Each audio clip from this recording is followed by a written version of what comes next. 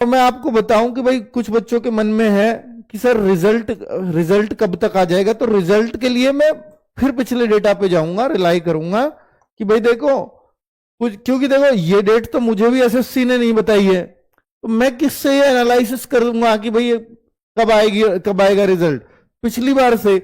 अब पिछली बार से अगर मैं देखूं तो भाई देखो यहां 10 जुलाई को आया था रिजल्ट फिजिकल का, एग्जाम इन्होंने मार्च में करा लिया था, 30 मार्च को एक एग्जाम कैंसिल हुआ था, तो 30 मार्च को वो हुआ था बस।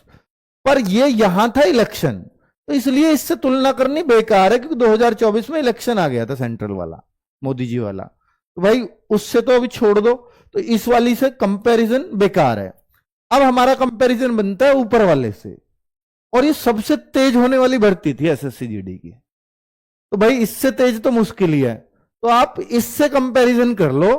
और इससे कम बच्चे हैं यहां, भाई इसमें तो बच्चे बैठे थे 63%, इसमें बच्चे भी कम बैठे हैं, यानी ये करीब पिछली बार 35 लाख, तो यहां 25 लाख, तो बच्चे कम है तो जल्दी ही काम हो जाना चाहिए ना। ठीक है, तो अब हम इससे कंपैरिजन करें तो ये 10 जनवरी से 14 फरवरी एग्जाम चला, तो इस बार 25 फरवरी तक चला, यानी 10-11 दिन और आगे। तो इसका जो रिजल्ट आया था ना फिजिकल के लिए, वो 8 अप्रैल को आया था, और अब आपका 8 अप्रैल नजदीक है, लेकिन यह भी ध्यान रखना ये 11 दिन बाद एग्जाम खत्म हुए थे पिछली बार से। तो अगर मैं मैक्स टू मैक्स भी कहने लगूं कि अप्रैल में भी गए, कोशिश ये भी हो सकती है कि 31 मार्च से पहले रिजल्ट आ जाए, तो फिर तो कुछ बचा ही नहीं, 2-3 दिन बच रहे हैं।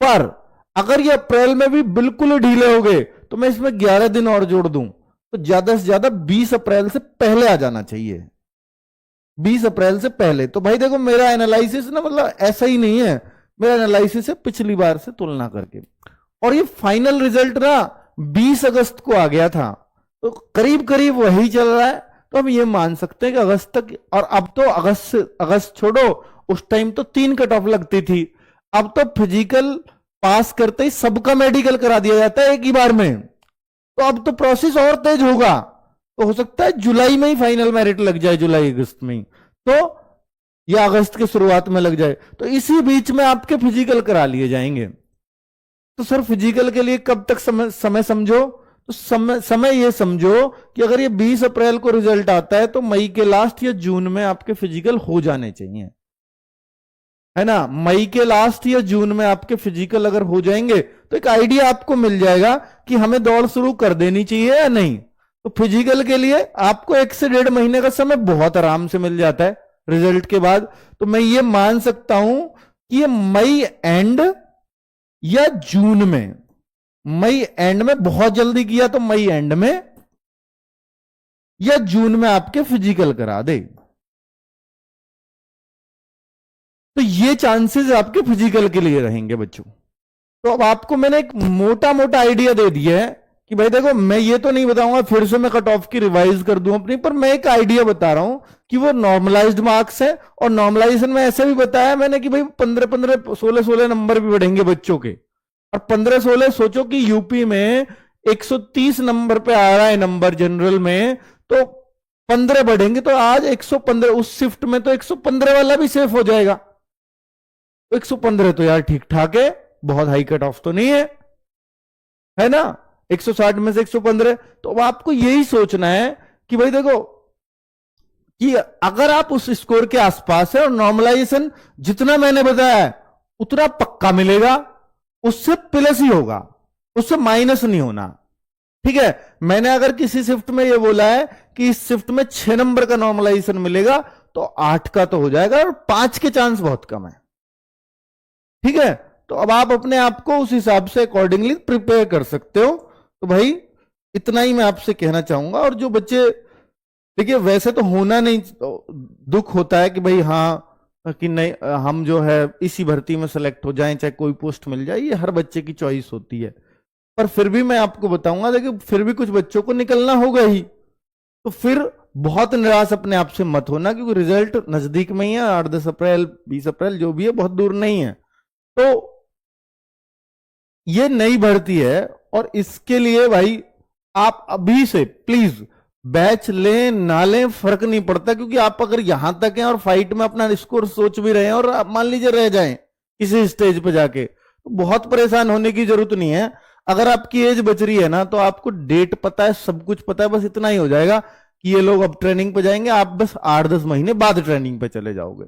बस ये लगातार लगे रहना कि ठीक है मुझे जीडी में ये पोस्ट चाहिए। अगर आपको ये है कि मुझे चॉइस की पोस्ट इस बार नहीं मिलेगी, मेरा थोड़ा पेपर बिगड़ गया था, जानबूझ के बिगड़ गया था, तो चॉइस पोस्ट के लिए फिर आप अपना दे सकते हो। ठीक है भाई, तो ये एक डेट पहले से फिक्स होती है, तो पता होता है कि यार हाँ हमें ये करना है।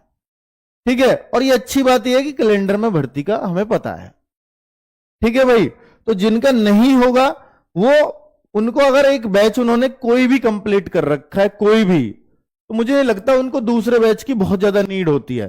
पर वो बच्चा अपने अपने हिसाब से होता है। ऐसा नहीं है कि एक बच्चे का टाइप होता है कि भाई मैंने ये बैच लिया है, अब मैं प्रैक्टिस कर लूं और मॉक टेस्ट कर लूं, कर लेगा सिलेक्शन। कोई बच्चा पूरी तरह से टीचर पर ही डिपेंड होता है और वो भी सिलेक्शन लेता है। तो आप अपने आप को देखिए कि आपको टीचर के साथ ही चीजें करना अच्छा लगता है, तो आप बैच के साथ जाइए। और अगर आपको लगता है नहीं मैं प्रैक्टिस सेट से भी चीजें कर दूंगा, तो मुझे अब बहुत ज्यादा नीड नहीं है, तो आप बिना किसी बैच के परचेज किए आप प्रैक्टिस सेट्स लगाएं और मॉक टेस्ट लगाएं, उसी से सिलेक्शन आप अगली बार ले लेंगे, क्योंकि आप सिलेबस कंप्लीट कर चुके हैं। ठीक है, तो ये मेरी आपको सलाह है। बाकी ये बैच है जो इस बार रहेगा वो कर्मा बैच है, और ये 1 अप्रैल को बच्चों एप्लीकेशन में शो करेगा, 1 अप्रैल से कर्मा बैच। ठीक है, और ये 10 अप्रैल तक मतलब इसकी क्लासेस स्टार्ट हो जाएंगी।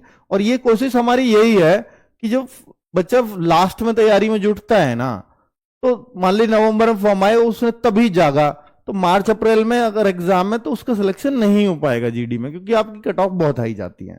इसलिए बैच हमें इतना पहले लाना पड़ता है ताकि बच्चा कंफर्टेबली अपना कोर्स सब कुछ कंप्लीट कर सके 3-4 महीने में, और फिर सिर्फ प्रैक्टिस करे, मॉक टेस्ट दे। बस जब भर्ती आ जाए तो उसका कुछ भी सिलेबस में नहीं बचना चाहिए, वो सिर्फ प्रैक्टिस और मॉक टेस्ट करे। यानी नवंबर तक तो उसका सब कुछ बहुत अच्छे से कंप्लीट हो जाए, सिर्फ मॉक और प्रैक्टिस ही उसका काम बचे, तो उसका सिलेक्शन होगा एसएससीजीडी में, वरना नहीं हो पाता। ठीक है बच्चों, चलिए, तो ये कितने का कैसे वो आप सब पता है। आरपीएफ का लिए आज मैं कट ऑफ की वीडियो लेकर के आ रहा हूं, अगर आपका आरपीएफ का कंसर्न है तो आरपीएफ की कट ऑफ की वीडियो आज शाम को 6 बजे आ जाएगी। ठीक है बच्चों, डेटा आपने बहुत भर भर के दिया है हमें, उसमें मैं आपको बता रहा हूं कि इसके आसपास कट ऑफ जाएगी, उसके एनालिसिस शुरू कर दिया है हमने। थैंक यू वेरी मच, नमस्ते।